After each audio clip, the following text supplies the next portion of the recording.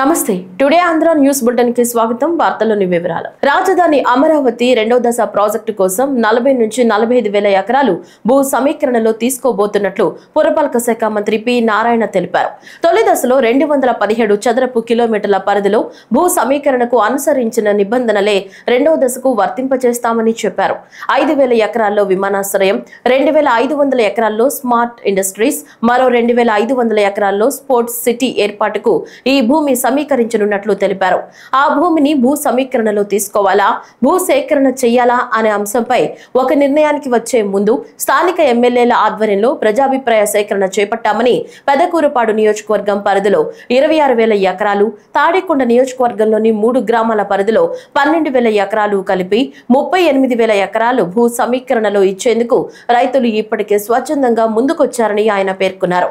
రెండవ విడతలో భూములిచ్చే రైతులకు అభివృద్ధి చేసిన స్థలాలు 3 ఏళ్లలో అందజేస్తామని ఆయన తెలిపారు. సచివాలయంలో ముఖ్యమంత్రి చంద్రబాబు అధ్యక్షతన సిఆర్డీఏ సమావేశం జరిగింది. అందులో తీసుకున్న నిర్ణయాలను నారాయణ విలేకరుల సమావేశంలో వెల్లడించారు. 48వ అథారిటీ మీటింగు సీఎం గారి యొక్క ఆధ్వర్యంలో జరిగింది. దీంట్లో ముఖ్యంగా ఏదైతే అడ్మినిస్ట్రేటివ్ టవర్స్లో భాగమైనటువంటి జిఏడి టవరు, తర్వాత హెచ్ఓడి ఆఫీసెస్ టవర్స్ 1, 2, 3, 4 వీటికి సంబంధించి టెండర్లు పూర్తయినాయి. జిఏడి టవరు ఎన్సిసి వాళ్ళు L1 అయ్యారు, టవర్ 1 and 2 షాపుంజీ వాళ్ళు అయ్యారు, టవర్ 3 and 4 L&T వాళ్ళు అయ్యారు. ఏదైతే జిఏడి టవర్ ఉందో అది మొత్తం 882 కోట్ల రూపాయలు. అదేవిధంగా టవర్ 1 and 2 1,487 కోట్లు, టవర్ 3 and 4 1,303 crores, మొత్తం 3,673 కోట్లతో ఈరోజు ఏదైతే L1 అయ్యారో దానికి అథారిటీ యాక్చువల్గా అప్రూవల్ ఇవ్వటం జరిగింది. దాన్ని ఇమీడియట్గా ఆ వర్క్ని టేకప్ చేసేటట్టుగా ఆ కన్సర్న్ ఏజెన్సీస్కి ఇచ్చి ఇమీడియట్గా వర్క్ టేకప్ చేయడం జరుగుతుంది. ఎందుకంటే 2014-19లో ముఖ్యమంత్రి గారు ప్రజా పరిపాలన, ప్రజలకు పరిపాలన సులువుగా ఉండాలి, ఒక దగ్గర మినిస్టర్ సెక్రటరీ, ఇంకో దగ్గర హెచ్ఓడి అంటే డైరెక్టర్ ఒక దగ్గర, కమిషనర్ ఒక దగ్గర, మళ్ళీ వాళ్ళ కింద ఆఫీసులు ఇంకో దగ్గర ఉంటే ప్రజలు అన్ని దగ్గరకు తిరగాలి, అది చాలా అసౌకర్యం. అందరూ కూడా ఒకే దగ్గర ఒకే ఫ్లోర్ కానీ లేదా 1 or 2 ఫ్లోర్స్లో ఉంటే అక్కడికి వచ్చిన వాళ్ళు మినిస్టర్ని కలిసినా వెంటనే సెక్రటరీని కలవచ్చు, వెంటనే హెచ్ఓడీని కలవచ్చు, కింద ఆఫీసులను కూడా కలిసి పని పూర్తి చేసుకోపోగలనే ఉద్దేశంతో 2014-19లో ఇవి డిజైన్ చేశారు. అయితే 2014-19లో ఇవి స్టార్ట్ చేయడం కూడా జరిగింది కొంతవరకు. అయితే ప్రభుత్వం మారటం వల్ల ఆగిపోయినాయి. మళ్ళా వీటికి సంబంధించి ఎటువంటి లీగల్ లిటిగేషన్ లేకుండా ఆ సమస్యలన్నీ సాల్వ్ చేసి టెండర్లు పిలిచి L1 వచ్చిన వాటిని ఇవ్వటం జరిగింది. ఆ విధంగా ఈరోజు అథారిటీ మీటింగ్లో దీనికి సంబంధించి క్లియర్ చేశారు. ఏపీ సీఎం చంద్రబాబును టాలీవుడ్ హీరో అక్కినేని నాగార్జున కలిశారు. అక్కినేని వారింట మరోసారి పెళ్లి బాజాలు మోగనున్నాయి. ఈ క్రమంలో సినీ నటుడు అక్కినేని నాగార్జున ఆంధ్రప్రదేశ్ సీఎం చంద్రబాబుని కలిశారు. ఉండవల్లిలోని సీఎం క్యాంపు కార్యాలయంలో కలిసి తన చిన్న కుమారుడు అఖిల్ వివాహానికి రావాల్సిందిగా సీఎం చంద్రబాబును ఆహ్వానించారు. ఈ క్రమంలో వివాహ పత్రిక అందజేశారు. అనంతరం సరదాగా కాసేపు ముచ్చటించారు. అయితే గతేడాది నవంబర్లో నాగార్జున చిన్న కుమారుడు అఖిల్ కు జైనబ్ రబ్జీతో ఎంగేజ్మెంట్ జరిగిన విషయం తెలిసిందే.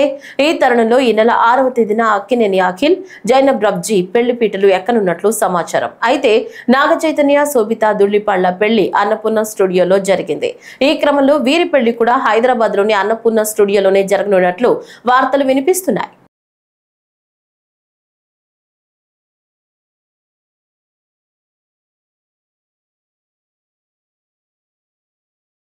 ఇటీవల గుంటూరు జిల్లా తెనాలిలో జరిగిన ఘటనలో పోలీసులు జాన్ విక్టర్, కరీముల్లా, రాకేష్ అనే ముగ్గురు యువకులను గంజాయి విక్రయం ఆరోపణలతో నడి రోడ్డుపై లాఠీలతో కొట్టిన విషయం తెలిసిందే. ఈ దాడిలో జాన్ విక్టర్ తీవ్రంగా గాయపడి ఆసుపత్రి పాలయ్యాడు. కాగా ఈ ఘటనను తీవ్రంగా ఖండించిన మాజీ సీఎం జగన్ నేడు తెనాలిలో విక్టర్ కుటుంబాన్ని పరామర్శించారు. ఈ సందర్భంగా మాట్లాడిన జగన్ రాష్ట్రంలో రెడ్ బుక్ పాలన నడుస్తోందని మండిపడ్డారు. ఈ దాడి పోలీసుల వికృత చర్య అని, రాష్ట్రంలో పోలీసు వ్యవస్థ పూర్తిగా దిగజారిపోయిందని, ఇందుకు తెనాలి ఘటనే నిదర్శనమని పేర్కొన్నారు. ప్రభుత్వ వ్యతిరేక గొంతులను అణగదొక్కుతున్నారా అని ఆగ్రహం వ్యక్తం చేశారు. అణగారిన వర్గాలంటే కూటమి ప్రభుత్వానికి చిన్న చూపని అన్నారు. గొడవను ఆపే ప్రయత్నం చేసినందుకే మంగళగిరి నుంచి కొట్టుకుంటూ తీసుకొచ్చి నడి రోడ్డుపై దాష్టికానికి పాల్పడ్డారన్నారు. తాము బడుగు బలహీన వర్గాల వైపే ఉంటామని, వారికి అన్యాయం జరిగితే సహించబోమని జగన్ స్పష్టం చేశారు.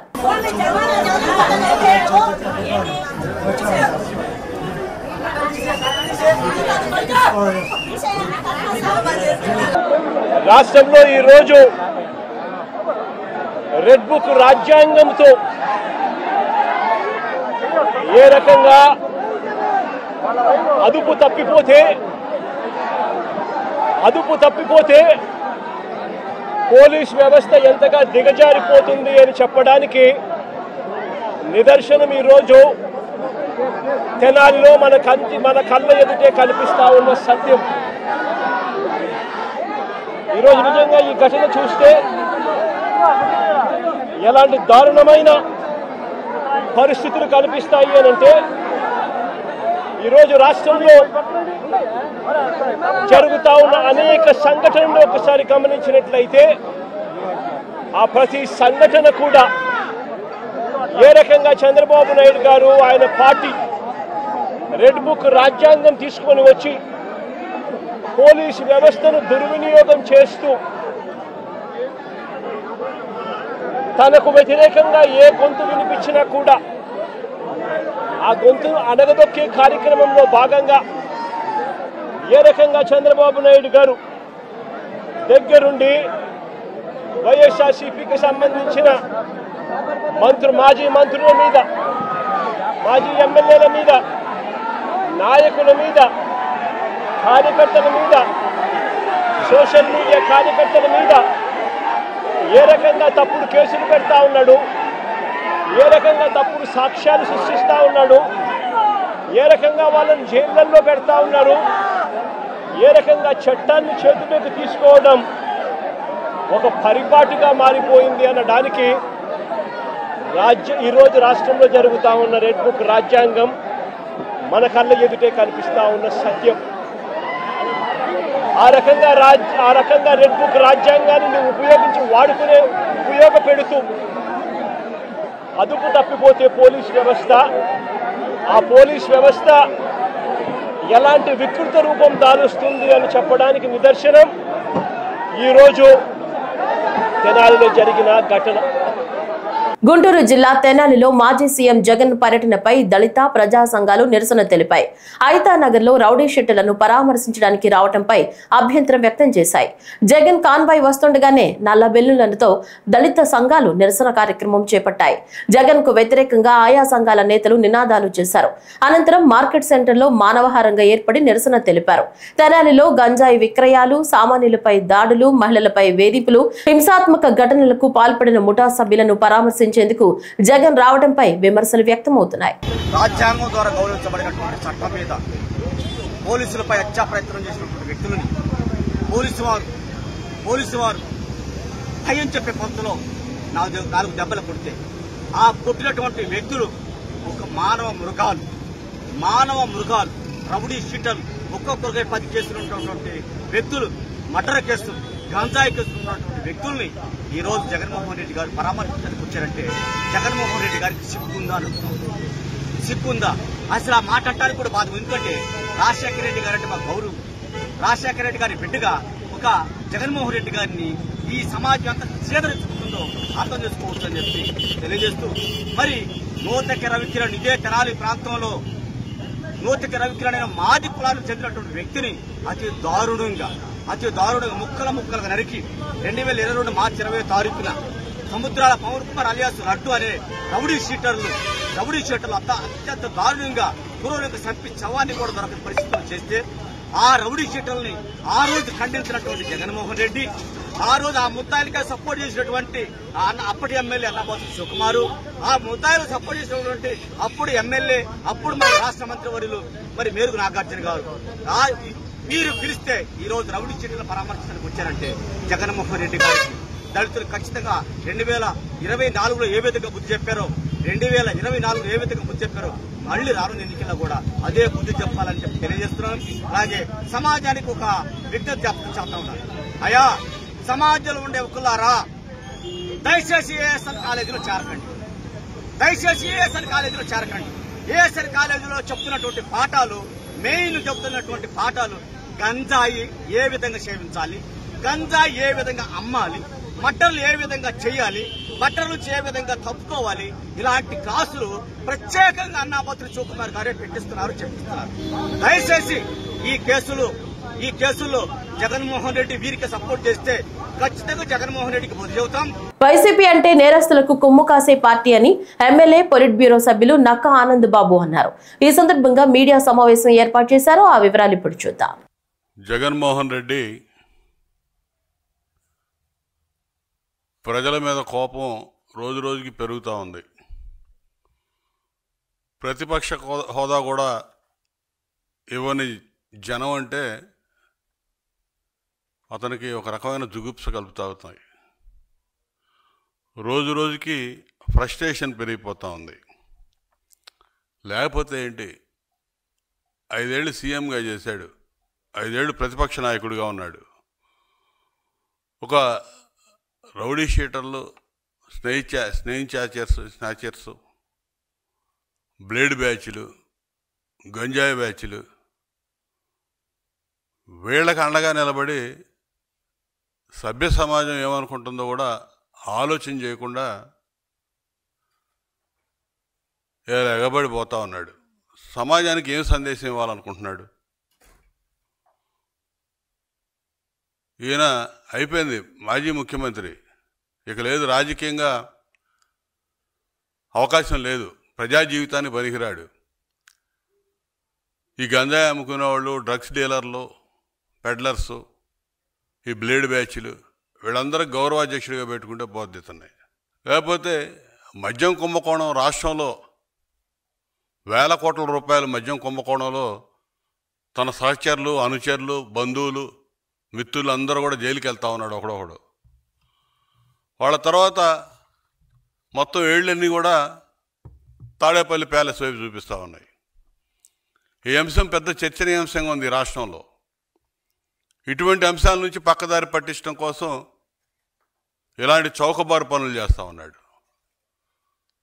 లేకపోతే రౌడీ షీటర్లు పోలీసుల మీద హత్యాయత్నం చేసి వారేదో కొట్టారని చెప్పి నానా యాగి చేసి ఆ తెనాలి వెళ్ళి అక్కడ ఏదో నేరాలు ఘోరాలు జరిగిపోయినట్టుగా మాట్లాడి వాళ్ళని సమర్థిస్తా. ఆ రౌడీ షీటర్లు, గంజాయి బ్యాచ్ ఎవడైతే ఉన్నాడో వాళ్ళు ఏదో గంజాయి అమ్మటం నేరం కాదు, ఆడపిల్లను గొడవ చేయటం నేరం కాదు అన్నట్టుగా ఉంది ఇతను చేసేది. హీరో శ్రీకాంత్ కి ఆలయంలో వ్యక్తిగత ప్రత్యేక పూజలు చేశారని శ్రీకాళహస్తి ఆలయ పూజారిపై సస్పెన్షన్ విధించారు. ప్రముఖ పుణ్యక్షేత్రం శ్రీకాళహస్తి ఆలయ వేద పండితుడిపై సస్పెన్షన్ వేటు పడింది. సినీ నటుడు శ్రీకాంత్ కుటుంబానికి ప్రైవేట్ గా నవగ్రహ శాంతి పూజలు నిర్వహించిన వ్యవహారంపై శ్రీకాళహస్తి ఆలయ అర్చకుడిపై ఆలయ అధికారులు చర్యలు తీసుకున్నారు. శ్రీకాళహస్తి పట్టణం సన్నిధి వీధిలోని రాఘవేంద్ర స్వామి మఠంలో ఈ నెల 29న హీరో శ్రీకాంత్ కుటుంబం సదరు ఆలయ పూజారి చేత నవగ్రహ శాంతి పూజలు చేయించుకున్నారు. ఈ క్రమంలో ముఖంటి ఆలయంలో పనిచేసే కొందరు అర్చకులు, వేద పండితులు నిబంధనలకు విరుద్ధంగా శ్రీకాంత్ దంపతుల కోసం పూజలు నిర్వహించారు.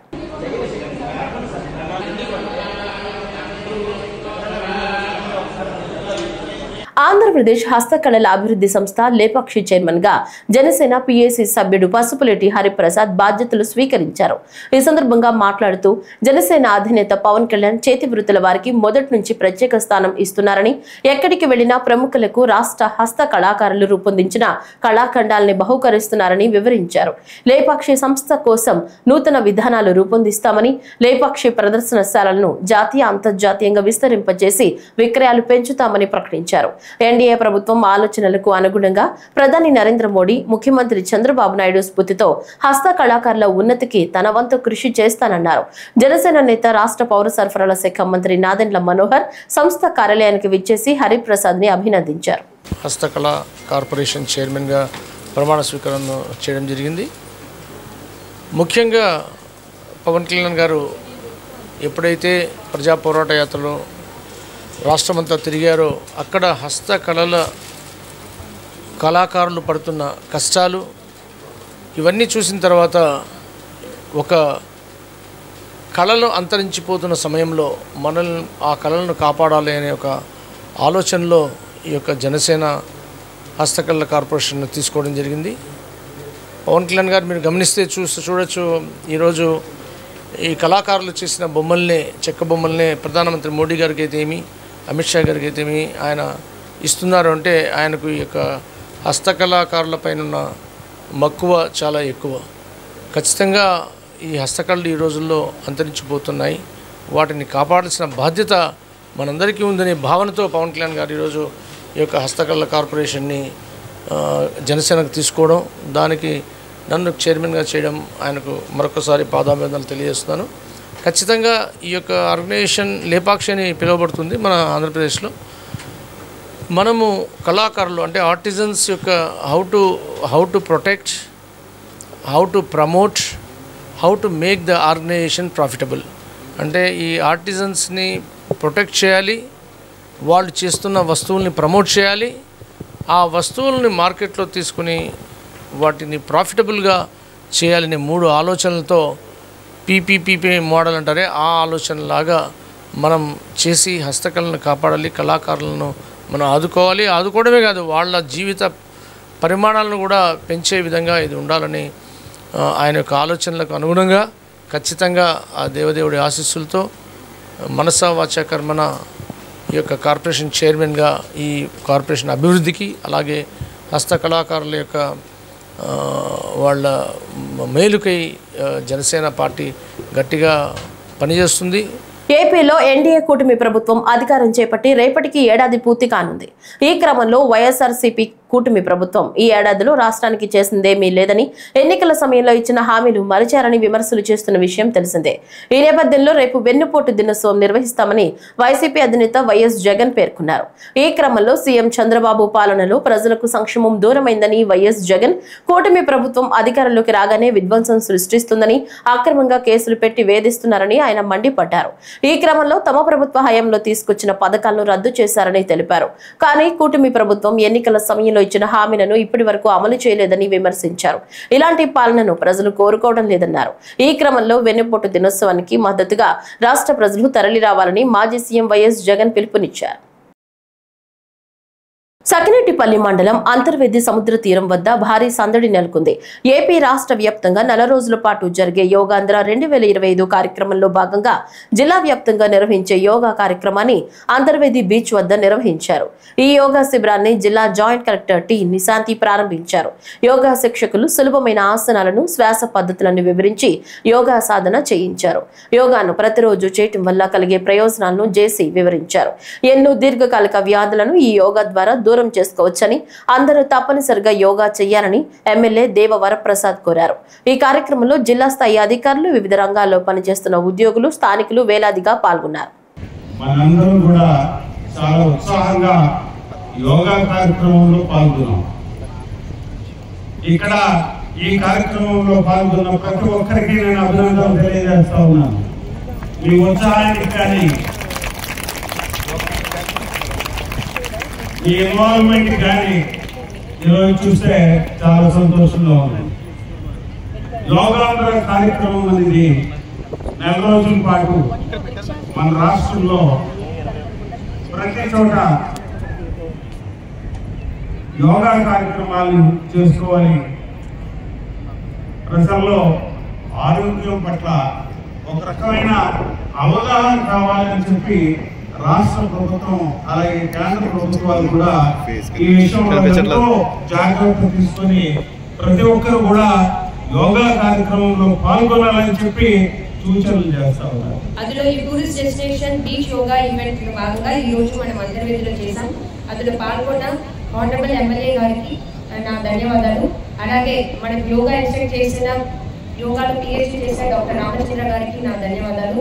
అలాగే ఈ అన్ని స్టాఫ్స్ ని మొబిలైజ్ చేసిన ప్రతి డిస్ట్రిక్ట్ ఆఫీసర్స్, డిఆర్ఓ గారికి, ఆర్డీఓ గారికి, DMHO, DCHS, PD, DRDA, PD, DWAMA, DEO గారు, PTs, PDs, RTI intermediate education, nodal officer, GSUS, DPO, PD ICDS, CDPOs, ANMs, ASHAs, ప్రతి ఇక్కడ వచ్చిన జేడీ ఫిషరీస్ తరఫు నుంచి వచ్చిన ఫిషర్మెన్, ఇక్కడ పాల్గొన్న ప్రతి ఒక్కరికి, అలాగే తహసీల్దార్స్, ఎంపీడీఓస్, ప్రతి స్టాఫ్స్ కూడా నా ధన్యవాదాలు. అలాగే మన ఇన్విటేషన్ అక్సెప్ట్ చేసుకుని వచ్చిన సోషల్ మీడియా ఇన్ఫ్లుయెన్సర్ పూజ వైగేశ్వర గారికి కూడా షీఈస్ హ్యావింగ్ 5 lakh followers, మన జిల్లా నుంచే ఉన్నారు అండ్ షీఈస్ వెరీ ఫేమస్ అనేది కూడా it's a very proud moment for our district.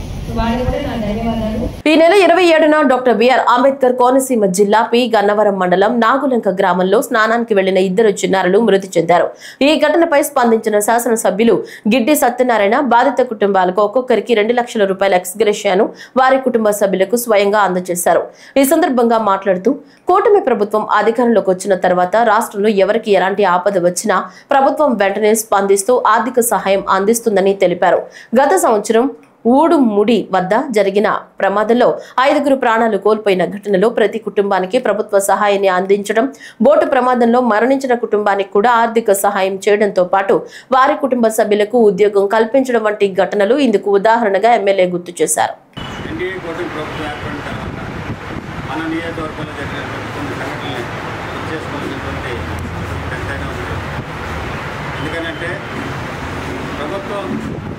ఈ ప్రజల పట్ల ఏ విధమైనటువంటి చర్యలు తీసుకుంటున్నారనేది మీరందరూ గమనించాలి.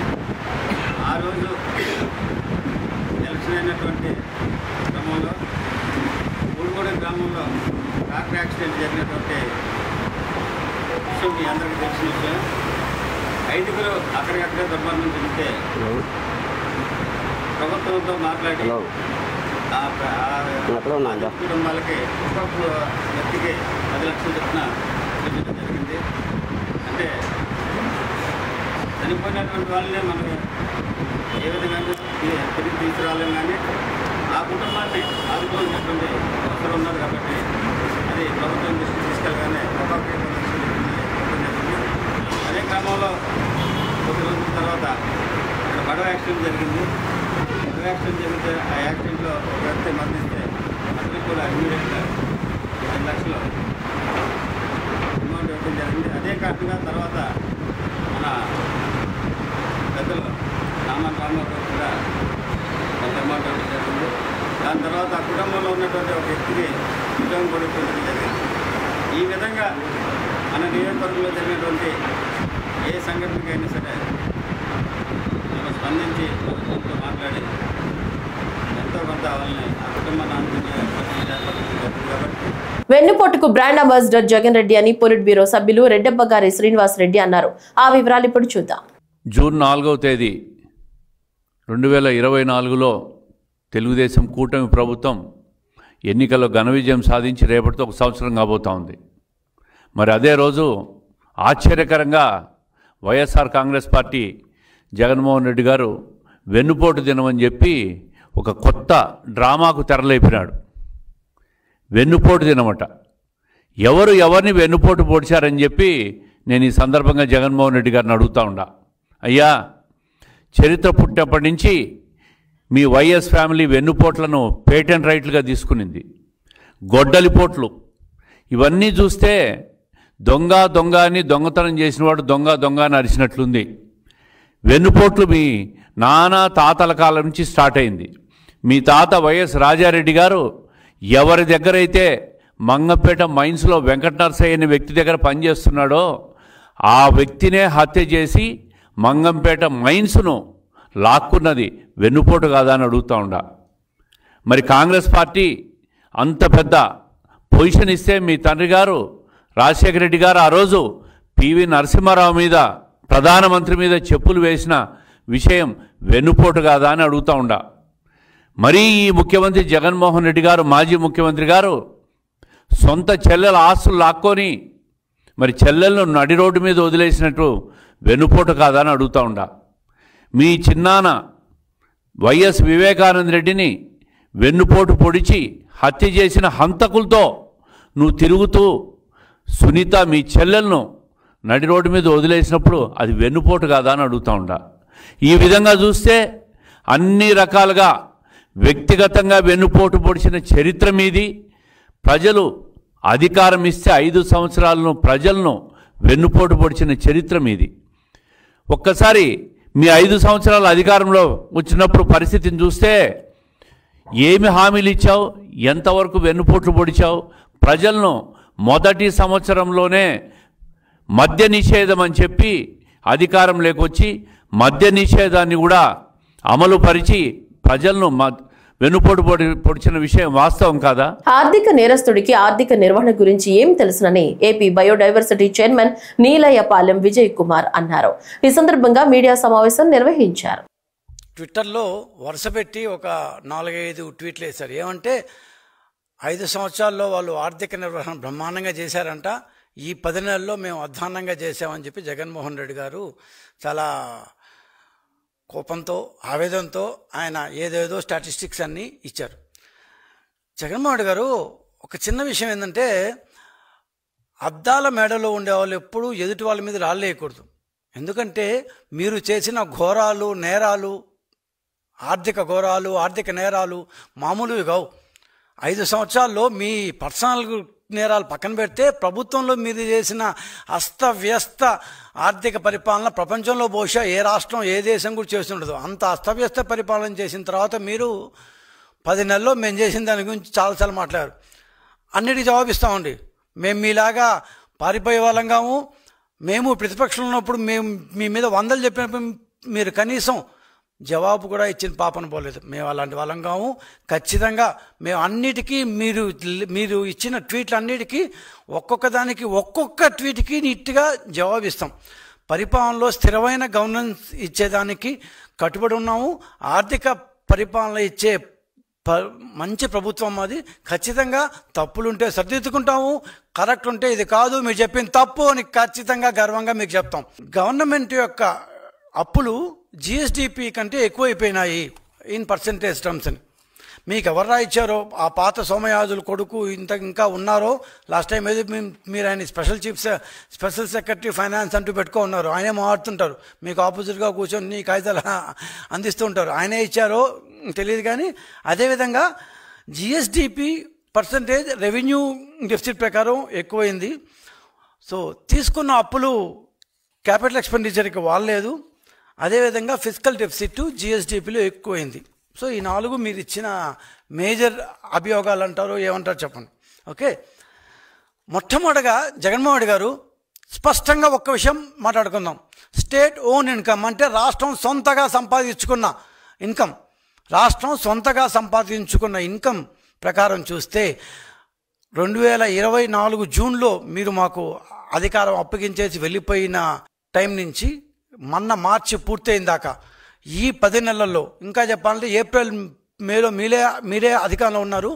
6 నెలలు కూడా వేసుకుంటే మేము దాదాపు మీకంటే 10,000 కోట్ల రూపాయలు ఎక్కువ సంపాదించాం. 10,000 కోట్ల రూపాయలు మీకంటే ఎక్కువ సంపాదించాం. యూ కెన్ చెక్, మీరు ఇచ్చిన క్యాగ్ రిపోర్ట్లో మీరు చెక్ చేసుకోవచ్చు. కూటమి ప్రభుత్వం అధికారంలోకి వచ్చిన ఏడాదిలోని అన్ని హామీలు అమలు చేశామని ఎమ్మెల్యే నిమ్మకాయల చినరాజప్ప అన్నారు. పెద్దాపురంలోని ఎమ్మెల్యే క్యాంపు కార్యాలయంలో మీడియాతో మాట్లాడుతూ వైఎస్ జగనే అందరికీ వెన్నుపోటు పొడిచి ఈ రోజు వెన్నుపోటు అంటూ ప్రచారం చేస్తున్నారని విమర్శించారు. వెన్నుపోటు కార్యక్రమాన్ని తాము ఖండిస్తున్నామన్నారు. ఓడిపోయి ఏం చేయాలో తోచక ఇలాంటి కార్యక్రమాలు చేస్తున్నారన్నారు. మొత్తం దాని మీద పెద్ద కుంభకోణం ఉంది. ఆ కుంభకోణం మీద ఇలా జడిచిపోయి ఈ కార్యక్రమాలు చేస్తున్నాడు. ఆ కుంభకోణంలో ఈయన పెద్ద పాత్ర ఉంది. డబ్బులన్నీ కూడా ఈయనకి చేరినాయి అనేది చాలా స్పష్టంగా కనపడుతుంది. అదే ఇప్పటి నుంచి అలాగే మెగా డిఎస్సి నుంచి ఎలక్షన్లో హామీ ఇచ్చే ఇచ్చినందులో కూడా మెగా డిఎస్సి వేయకుండా తప్పుకు తిరిగాడు. చంద్రబాబు నాయుడు గారు వచ్చి గవర్నమెంట్ వచ్చిందని మెగా డిఎస్సి అనౌన్స్ చేయడమే కాకుండా డేట్ కూడా ఇచ్చి ఎగ్జామ్ కూడా డేట్ కూడా ఇవ్వటం జరిగింది. అలాగే బీసీ ఎస్సీ మైనార్టీస్ వీళ్ళందరూ కూడా మా వాళ్ళు ఇది బీసీలు ఎస్సీలు మైనార్టీస్ అని చెప్పి అలాగే మా వాళ్ళు అని చెప్పాడు. వాళ్ళకి ఇన్పుట్ పొడిచి ఇప్పుడు కూడా వాళ్ళని ఇబ్బంది పెట్టే కార్యక్రమం తీసుకోవడం. అలాగే దీపం పథకం కూడా అమలు చేయలేదు. ఇప్పుడు చంద్రబాబు సిలిండర్ 3 గ్లాసులు ఏదైతే ఆమె ఇచ్చాడు 3 సిలిండర్లు కూడా ఇవ్వడానికి కూడా సిద్ధంగా ఉన్నాడు. అదే రోడ్లు తీసుకుంటే చాలా ఆయన 5 సంవత్సరాలు కూడా రోడ్లకి ప్యాచ్ వర్క్ కూడా చేయలేదు. చాలా ఇబ్బంది పడిపోయి ప్రజలందరూ ఇబ్బంది పడిపోయి యాక్సిడెంట్లు అయిపోయి చాలామంది చనిపోయిన పరిస్థితి మనకు తెలుసు. కానీ చంద్రబాబు నాయుడు వచ్చిన వెంటనే రోడ్లన్నీ కూడా బాగు చేసి ఇలా ఒక మంచి వాతావరణం తెచ్చి ఇలా 20,000 రోడ్లు 20,000 కిలోమీటర్ల రోడ్డు చంద్రబాబు నాయుడు ఇచ్చాడు. ఆ ప్రాసెస్ మనల్ని కంటిన్యూ ప్యాచ్ వర్క్ 20,000 చేయడం జరిగింది. అలాగే మత్స్యకారులు కూడా 210 ఇస్తానని చెప్పి జీవో ఇవ్వడం జరిగింది. 20,000 ఆర్థిక సాయం ఈ టైంలో క్రాప్ హాలిడే టైంలో 20,000 మత్స్యకారులకి ఇవ్వటం జరుగుతుంది. అలాగే అనేక కార్యక్రమాలు ఇవాళ చంద్రబాబు నాయుడు గారు మరి ఇవాళ రాష్ట్రంలో ఆయన ముందు దూసుకెళ్ళిపోతున్నాడు. అన్నీ కూడా ఇండస్ట్రీస్ తీసుకొస్తున్నాడు, ఐటీ కంపెనీలు తీసుకొస్తున్నాడు. ఈయన 5 సంవత్సరాలు కూడా అభివృద్ధి కార్యక్రమాలు పక్కన పెట్టి ఇవాళ సొంత కార్యక్రమాలకే చూసుకోవడం జరిగింది. వీళ్ళందరికీ ప్రజలకు ఎన్ని పోటీ పొడిచాడు ఈయన. ఎవరికి ఎన్ని పోటీ చేయడు, ప్రజలకి ఎన్ని పోటీ పొడిచాడు. ఎవరైతే నెక్కించారో ఈయన నమ్ముకొని నెక్కించారో వీళ్ళందరూ కూడా పని చేయకుండా ఏమీ చేయకుండా ప్రజలు ఇబ్బంది పెట్టే విధంగా ఎన్నిపోటు పొడిచి వీళ్ళ ఎన్నిపోటు అని చెప్పి పేరుతోటి వేళ ఈ కార్యక్రమం తీసుకోవడం జరిగింది. దాని అంతా కూడా మేము ఖండిస్తా ఉన్నాం. ఎన్టీఆర్ జిల్లా తిరువూరు నియోజకవర్గ ఎమ్మెల్యే కార్యాలయంలో 88 మంది లబ్ధిదారులకు 37 లక్షల రూపాయల సీఎంఆర్ఎఫ్ చెక్కులను MLA Kolikapudi Srinivasarao, Tiruvuru municipal chairman Kolikapogu Nirmala పంపిణీ చేశారు. ఈ సందర్భంగా మాట్లాడుతూ ఏ మనిషి జీవితంలోనైనా అత్యంత విలువైనది ఏంటంటే డబ్బు, ఇల్లు, పొలాలు కాదని ఆరోగ్యమని, అందుకే కొన్ని వందల సంవత్సరాల క్రితమే ఆరోగ్యమే మహాభాగ్యమన్నారు. గత వైసీపీ ప్రభుత్వంలో 5 సంవత్సరాల్లో పేద మధ్యతరగతి ప్రజలు ఆరోగ్య సమస్యలతో ఆసుపత్రి పాలై లక్షల రూపాయలు ఖర్చు చేస్తే సీఎంఆర్ఎఫ్ నిధుల నుంచి ఒక్క రూపాయి కూడా ప్రజలకు జగన్మోహన్ రెడ్డి ప్రభుత్వం సహాయం చేయలేదన్నారు. ముఖ్యమంత్రి చంద్రబాబు నాయుడు నాయకత్వంలో 1 సంవత్సరంలోనే కూటమి ప్రభుత్వం పేద మధ్యతరగతి ప్రజల ఆరోగ్యం కోసం కొన్ని వేల కోట్ల రూపాయలు రాష్ట్రంలో 175 నియోజకవర్గాల్లో ప్రజల ఆరోగ్య పరిరక్షణ కోసం కేటాయిస్తుందన్నారు. తిరువూరు నియోజకవర్గంలోనే 1 సంవత్సర కాలంలో దాదాపు 2,12,00,000 రూపాయలు సీఎంఆర్ఎఫ్ నిధుల నుంచి విడుదల చేయడం జరిగిందన్నారు.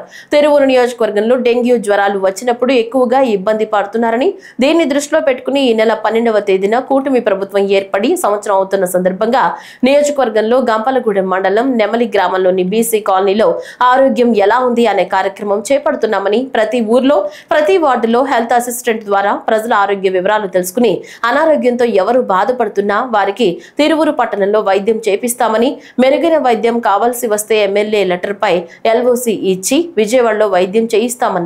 ఈ కార్యక్రమంలో టీడీపీ నాయకులు, కార్యకర్తలు పాల్గొన్నారు. ఏ మనిషి జీవితంలోనైనా అత్యంత విలువైంది ఏంటి అంటే మనకున్న డబ్బు, మనకున్న ఇల్లు, మనకున్న పొలాలు కాదు. నిజమైన సంపద అంటే ఆరోగ్యం. అందుకే కొన్ని వందల సంవత్సరాల క్రితమే పెద్దవాళ్ళు చెప్పారు ఆరోగ్యమే మహాభాగ్యం అని. మరి వైఎస్ఆర్సీపీ పరిపాలనలో 5 సంవత్సరాల్లో పేద మధ్యతరగతి ప్రజలు ఆరోగ్య సమస్యలతో ఆసుపత్రి పాలై లక్షల రూపాయలు ఖర్చు పెట్టుకొని ఆర్థికంగా చితికిపోయినా అప్పుడు ప్రభుత్వం 1 రూపాయి కూడా ముఖ్యమంత్రి సహాయ నిధి నుంచి విడుదల చేయలేదు. కానీ చంద్రబాబు నాయుడు గారి నాయకత్వంలో కూటమి ప్రభుత్వం గత సంవత్సర కాలంగా కొన్ని వేల కోట్ల రూపాయలు రాష్ట్రంలో 175 నియోజకవర్గాల్లో పేద మధ్యతరగతి ప్రజల ఆరోగ్య పరిరక్షణ కేటాయిస్తుంది. దానికి ఒక ఉదాహరణ ఏంటంటే తిరువూరు నియోజకవర్గంలో ఈ సంవత్సర కాలంలో 2,11,93,226 రూపాయలు ఒక్క తిరువూరు నియోజకవర్గంలోనే గత సంవత్సర కాలంలో పేద మధ్యతరగతి ప్రజలు ఆసుపత్రి పాలై ఆర్థిక భారం మోసినప్పుడు ప్రభుత్వ సహాయం 2,12,00,000 దాదాపు ఒక్క నియోజకవర్గానికే. ఇప్పుడు ఈరోజు 88 మందికి 38 లక్షలు పంపిణీ చేయడం జరిగింది. కాబట్టి తిరువూరు నియోజకవర్గంలో ఈ రాష్ట్రంలో ఏ నియోజకవర్గంలో లేని ఒక ఇబ్బంది, ఒక సమస్య తిరువూరులో ఉన్నది. ఏంటంటే 175 నియోజకవర్గాల్లో దాదాపు గత కొన్ని సంవత్సరాలుగా డెంగ్యూ జ్వరాలు వచ్చినప్పుడు అత్యధికంగా ఇబ్బంది పడుతున్న వాళ్ళు ఆసుపత్రుల్లో చేరి పేద మధ్యతరగతి కుటుంబాలు కూడా 50,000, 70,000, 80,000, ₹1,00,000 కూలి పని చేసుకునే వాళ్ళు కూడా భారీగా ఖర్చు పెట్టుకొని ఆర్థికంగా ఇబ్బంది పడుతున్నారు. దీన్ని దృష్టిలో పెట్టుకొని ఈ నెల 12వ తేదీ కూటమి ప్రభుత్వం ఏర్పడి సంవత్సరం అవుతున్న సందర్భంగా ఈ నెల 12వ తేదీ ఉదయం 9 గంటలకి నెమలి గ్రామంలో బీసీ కాలనీ నుంచి ఆరోగ్యం ఎలా ఉంది అనే ఒక కార్యక్రమం ప్రారంభిస్తున్నాం. జగ్గయ్యపేట పట్టణంలో శ్రీ సీతారామాంజనేయ స్వామి దేవస్థానం నందు త్రయాహ్నిక ఏక కుండాత్మక భగవద్ రామానుజ శటకోప గోదా సంతాన వేణుగోపాల స్వామి సహిత సీతా లక్ష్మణ హనుమత్ సమేత శ్రీ రామచంద్ర స్వామి వారి జీర్ణోద్ధరణ ప్రయుక్త నూతన శిలామయ్య ఆలయ యంత్ర విగ్రహ ధ్వజస్తంభ గర్భాలయ విమాన శకర కలస ప్రతిష్ఠ మహాకుంభ సంరక్షణ కార్యక్రమంలో శాసనసభ్యులు శ్రీరామ్ రాజగోపాల్ తాతయ్య శ్రీరామ్ చిన్నబాబు పాల్గొన్నారు. జూన్ 7వ తేదీన జరగబోయే బక్రీద్ పండుగ సందర్భంగా ఎస్పీసీఏ సమావేశం ఎన్టీఆర్ జిల్లా కలెక్టర్ ఆధ్వర్యంలో విజయవాడలో నిర్వహించబడింది. ఈ కార్యక్రమంలో గో ప్రేమికులు, హిందూ సంఘాలు ప్రతినిధులు, ప్రభుత్వ వివిధ శాఖల అధికారులు పాల్గొనడం జరిగింది. ఈ నెల 7వ తేదీన జరగబోయే బక్రీద్ పండుగకు సంబంధించి విజయవాడ కబేళాలో ఇప్పటికే తెచ్చుకోండి కోసుకోండి అన్న విధానంలో ఇప్పటికే ఒక 600 కోడిగోళ్ళు 2-3 సంవత్సరాల కోడిగోళ్ళు దానిలో పోయడానికి రెడీగా ఉన్నాయి. ఈ రోజున గౌరవ ఎన్టీఆర్ డిస్ట్రిక్ట్ కలెక్టర్ గారి ఆధ్వర్యంలో ఎస్పీసీఏ సమావేశము పాల్గొన్నటువంటి హిందూ సంఘాల నాయకులు కానివ్వండి, గోరక్షకులు, గోపోషకులు పాల్గొనడం జరిగింది. లాస్ట్ ఇయర్ ప్రతి సంవత్సరం మనం చూసాము 195 ఆవుల సంచలన విషయము భారతదేశం అంతా కూడా చూసింది. అటు పోలీస్ స్టేషన్కి వెళ్ళినా కానీ లేకపోతే గౌరవ హైకోర్టుకి వెళ్ళినా కానీ గో జంతువులను మనం బతికించలేకపోయాము. అదే పరిస్థితి కంటిన్యూ అయిపోతుంది. ఏదో చిన్న చిన్న సమావేశాలు పెట్టుకోవడం ఏమాత్రం లేదు. ఏదైతే జనజీవన స్రవంతిలో ఉన్నటువంటి కబేళ విజయవాడ నగర నడిబొడ్డున ఉంది ఇవాళ ఆ కబేళ చుట్టుపక్కలన్నీ కూడా దాదాపుగా ఎంతో పబ్లిక్ చాలా ఇబ్బంది పడుతున్నారు. ఆడ ఎప్పుడైతే అప్పుడు పోసే రక్తం అంతా కూడా డ్రైనేజీల్లో పొంగి పొర్లి అయిపోతుంది. ఆ పోసేటప్పుడు కూడా కనీసం చిన్న చిన్న పిల్లలు 15-14 సంవత్సరాల పిల్లలు ఆవును కూస్తున్నారు గుంపుగా. ఒక్కొక్క కోడిదోడు కూసేటప్పుడు ఇంకొక కోడిదోడు పారిపోవడం ఇవన్నీ జరుగుతున్నాయి. గౌరవ కలెక్టర్ గారికి ఇవన్నీ విషయాలన్నీ తెలియజేశాము. వారు దానిపై ఒక కమిటీ వేసి వెంటనే ఈ నోడల్ ఆఫీసర్ని కూడా ఏర్పాటు చేస్తామని చెప్పారు. ఈ ప్రస్తుతానికి చేయవలసింది ఈ రోజు నుంచి రోడ్ల మీద తిరిగే ఆవులన్నీ కూడా సురక్షిత ప్రదేశానికి మీరు సేకరించి లేకపోతే గోశాలకి మీరు తరలించే కానీ వాటికి పోషణ మేము చూసుకుంటాము. ఏదైతే ఈ కబేళాకు సంబంధించినటువంటి పశు వైద్యుడు సోమశేఖర్ రెడ్డి వారు ఉన్నారో వారు 2 సంవత్సరాల నుంచి ఇదే పనిచేస్తున్నారు. వారు వెంటనే వారిని విధుల నుంచి తొలగించాలా. ఇప్పటికే 600 కోడిదోళ్లను అక్కడికి వాళ్ళు పంపించడం జరిగింది. చిత్తూరు ప్రభుత్వ ఆసుపత్రి నిర్వహణపై గత కొద్ది నెలలుగా పలు ఆరోపణల నేపథ్యంలో రాష్ట్ర ప్రభుత్వంచే విచారణ కమిటీ చిత్తూరు ప్రభుత్వ ఆసుపత్రికి రావటం జరిగింది.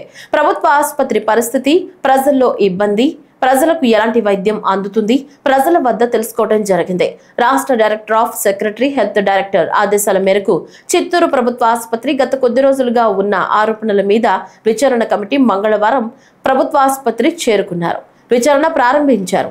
ఆసుపత్రిలో ఉన్న రోగుల వద్ద విచారించి ప్రజలకు మెరుగైన వైద్యం అందుతుందా లేదా విషయాల మీద ప్రజల్ని అడిగి తెలుసుకుని ప్రభుత్వానికి నివేదిక పంపిస్తామని తెలియజేయడం జరిగింది. అంటే మా పై అధికారుల ఆదేశాల మేరకు డైరెక్టర్ సెకండరీ హెల్త్ మేడం గారి ఆదేశాల మేరకు సిరి మేడం గారి ఆదేశాల మేరకు రావడం జరిగింది. ఇప్పుడు వచ్చేసి మెయిన్ ఏమంటే ఇప్పుడు మేము ఇది గవర్నమెంట్ హాస్పిటల్ నుంచి ఇట్లా ప్రైవేట్ అపోలో హాస్పిటల్కి ఇచ్చాము. సో ద స్టేటస్ ఎలా ఉంది, ఇప్పుడు వాళ్ళకి ఇవ్వడం వల్ల సర్వీసెస్ ఇంప్రూవ్ అయినాయా లేదా, వాళ్ళ స్టేటస్ తెలుసుకునే దానికోసం రావడం జరిగింది. అది మేము ఇంకా పూర్తి స్థాయిలో కంప్లీట్ కాలేదు. అంత స్థాయిలో చూసుకొని మేము పై వాళ్ళకి నివేదిక పంపిస్తాం. అంటే ఇంప్రూవ్మెంట్స్ గవర్నమెంట్ సెటప్ నుంచి వాళ్ళకి ఇచ్చిన తర్వాత సర్వీసెస్ ఎట్లా ఉన్నాయి, పబ్లిక్ పేదవాళ్ళకి ఏ విధంగా ఉన్నాయి అని స్టడీ చేయడానికి బట్టిగా మేము రావడం జరిగింది. ఇంకా పూర్తి స్థాయిలో ఇంకా చూడలేదు మేము. సో ఈ నివేదికను మా పై అధికారులు తెలియపరుస్తున్నాము. వాళ్ళు చర్య తీసుకుంటారు. అదే నేను నివేదిక మేము స్టడీ చేయాలి, పూర్తిగా స్థాయిలో చూడలేదు. చూసిన తర్వాత మేము నివేదికను పై అధికారులు మీకు తెలియపరుస్తాం. ఏదైతే 5 మంది సబ్ కమిటీ రూపంలో మన చిత్తూరు గవర్నమెంట్ ఆసుపత్రిపై ఇచ్చేశారో వారికి మా పోరాట కమిటీ ద్వారా మేము ఒక విన్నపం అనేది ఇవ్వడం జరిగింది. ఇక్కడ జరుగుతున్నటువంటి నిజాలు మాత్రమే ఆ పేపర్లో పెట్టి వాళ్ళ ముందుంచాము. అంతేకాకుండా ప్రతి ఒక్క విషయాన్ని కూడా వాళ్ళకి వీడియో ఎవిడెన్స్ ద్వారా చూపించడం అనేది జరిగింది.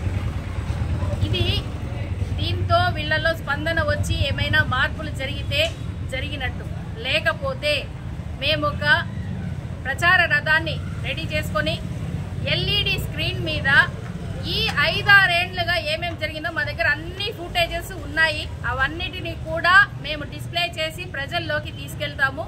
చిత్తూరు ప్రభుత్వ ఆసుపత్రి నందు అపోలో యాజమాన్యం నిర్వహిస్తున్నటువంటి నిర్వాహకం, ఇక్కడ జరుగుతున్నటువంటి కార్యక్రమాలపైన గత 2 నెలల్లో కూడా మా పోరాట కమిటీ ఆధ్వర్యంలో చేస్తున్నటువంటి పోరాటాలని ప్రభుత్వం గుర్తించి ఇక్కడ ఏమి జరుగుతున్నది అన్నది ఒక అధ్యయనం చేసి వీళ్ళ ద్వారా రిపోర్ట్ని ప్రభుత్వానికి పంపమని చెప్పిన కారణంగా ఈరోజు రాష్ట్ర ప్రభుత్వం తరఫున 5 మంది కమిటీ సభ్యులు కూడా చిత్తూరు ప్రభుత్వ ఆసుపత్రికి వచ్చారు. నిన్న జిల్లా కలెక్టర్ గారి అనుమతితో మా చిత్తూరు ప్రభుత్వ ఆసుపత్రి సంరక్షణ పోరాట కమిటీ కన్వీనర్ సోదరి శోభారాణి గారు, కో కన్వీనర్ మాజీ కౌన్సిలర్ జయకుమార్ గారు, కమిటీ సభ్యులందరూ కూడా కలిసి మా డిప్యూటీ మేయర్ చంద్రశేఖర్ గారు అందరూ కూడా కలిసి ఒక ప్రతినిధి బృందం కమిటీని కలిసి కూలంకషంగా ఇక్కడ అపోలో యాజమాన్యం ఇది కేవలం రీసెర్చ్ సెంటర్గా, రెఫరల్ హాస్పిటల్గా మాత్రమే కొనసాగిస్తోంది. మహిళలు ఆర్థికంగా అభివృద్ధి చెందాలనే ఉద్దేశంతో ఉచిత కుట్టు శిక్షణ కేంద్రం ఏర్పాటు చేసినట్లు రాణి రుద్రమదేవి కుట్టు శిక్షణ కేంద్ర నిర్వాహకులు కట్టకు ప్రవీణ్ తెలిపారు. రామగుండం స్థానిక 13వ డివిజన్లో రాణి రుద్రమదేవి ఉచిత నైపుణ్య శిక్షణ కేంద్రంలో 45 రోజుల ఉచిత కుట్టు శిక్షణ శిబిరం ఏర్పాటు చేశారు. మంగళవారం ఉచిత కుట్టు శిక్షణ శిబిరం ముగింపు కార్యక్రమాన్ని కేంద్రంలో ఏర్పాటు చేశారు. ఈ సందర్భంగా ఆయన మాట్లాడుతూ మహిళలు ఆర్థికంగా అభివృద్ధి చెందాలని, మహిళాభివృద్ధికి ఆర్థికత చేకూరితే మరింత ముందుకు వెళ్లే అవకాశం ఉందని, ఇందుకు తన వంతు సహాయంగా ఉచిత శిక్షణ శిబిరాలు ఏర్పాటు చేసి సుమారు 60 మంది మహిళలకు ఉచితంగా కుట్టు శిక్షణలో ఇప్పించడం జరిగిందని తెలిపారు. మా 13వ డివిజన్ మహిళల కోసం గత 45 రోజుల నుంచి రాణి రుద్రమాదేవి ఉచిత నైపుణ్య శిక్షణ కేంద్రం ద్వారా ఈ కుట్టు మిషన్ శిక్షణ కేంద్రం మొదటగా నిర్వహించడం జరిగింది. అయితే ఈ ఉచిత శిక్షణ కేంద్రం ముఖ్య ఉద్దేశం ఏంటంటే, ఇంతకు కూడా చెప్పాను, మళ్ళీ చెప్తున్నాను, మా వెటల్నార్లో మహిళలు చాలామంది పొద్దున లేస్తే ఆటోలలో కైకిలు పోతుంది. కైకిలు పోకుండా ఆటోలలో ఒక్కొక్కరు 10-15 మంది కిక్కించుకుంటూ పోకుండా పొద్దున నుంచి వెళ్ళి 200-300 కైకిలు పైసల కోసం పొద్దున 8 సాయంత్రం 6 గంటల దాకా వాళ్ళ ఇబ్బందిని గమనించి నేను స్వచ్ఛందంగా ఈ రాణి రుద్రమాదేవి శిక్షణ కేంద్రం ద్వారా మహిళలకు స్వయం ఉపాధిలో భాగంగా మొదటగా ఈ ఉచిత కుట్టు మిషన్ అనేది మొదలుపెట్టాము. అయితే ఈ కుట్టు మిషన్కి అనూహ్యంగా స్పందన వచ్చి సుమారుగా ఒక 60 మంది మహిళలు ఈరోజు ఈ శిక్షణా కేంద్రం ద్వారా కుట్టు మిషన్ నేర్చుకొని మేడం రష్మి గారి ఆధ్వర్యంలో తను టీచింగ్ చేసి మా ఆధ్వర్యంలో 60 మంది ఈరోజు మహిళలు బయటకు వెళ్తున్నారు. చాలా సంతోషంగా ఉన్నది. 13వ డివిజన్. ఈ 13వ డివిజన్లో రాణి రుద్రమాదేవి శిక్షణ కేంద్రం ఏర్పాటు చేసి 45 రోజులు అవుతుంది. సో ఈ 45 రోజులు పూర్తి చేసుకున్నందుకు గాను ఈరోజు ముందుగా ప్రవీణ్ గారికి మరియు శిక్షణ అందించిన రేష్మా మేడం గారికి, విద్యార్థులందరికీ పేరు పేరున శుభాకాంక్షలు. అదేవిధంగా శిక్షణ కాలంలో టైం అంటే కరెక్ట్ 9 o'clock వచ్చిందంటే మళ్ళీ 12కి ఇంటికి వెళ్ళేవారు. ఎవరు కూడా ఎక్కడ ఆబ్సెంటిజం లేకుండా ప్రతి ఒక్కరు ఇందులో నేర్చుకున్నారు. ఈ 45 రోజుల శిక్షణ కాలంలో వీళ్ళు స్వయంగా మహిళలు ఉపాధి పొందడానికి కుట్టు శిక్షణ ఏర్పాటు చేసుకొని ఎంతో కొంత వాళ్ళు సాధించినందుకు అందరికీ కూడా ధన్యవాదాలు. ప్రజల ఆకాంక్ష మేరకు త్వరలోనే ఆంజనేయ స్వామి భారీ విగ్రహం రాముని గుండాల గుట్టపై రూపుదిద్దుకుంటుందని రామగుండం ఎమ్మెల్యే రాజ్ ఠాకూర్ పేర్కొన్నారు. రామగుండం బి పవర్ హౌస్ రహదారి సమీపంలో ఇటీవల వెలసిన ధనుర్ బాణ రామాంజనేయ స్వామి విగ్రహ నిర్మాణ పనులను ఎమ్మెల్యే రాజ్ ఠాకూర్, మకాన్ సింగ్ వారి సతీమణి మనాలి ఠాకూర్ మరియు కాంగ్రెస్ పార్టీ శ్రేణులతో కలిసి పరిశీలించారు. ఈ సందర్భంగా కొండపై ఇటీవల బయటపడిన ఆంజనేయ స్వామి విగ్రహానికి ఎమ్మెల్యే రాజ్ ఠాకూర్ దంపతులు ప్రత్యేక పూజలు చేశారు. ఇదే స్థలంలో జరుగుతున్న 108 అడుగుల ఆంజనేయ స్వామి విగ్రహ నిర్మాణ పనులను ఆయన పర్యవేక్షించారు.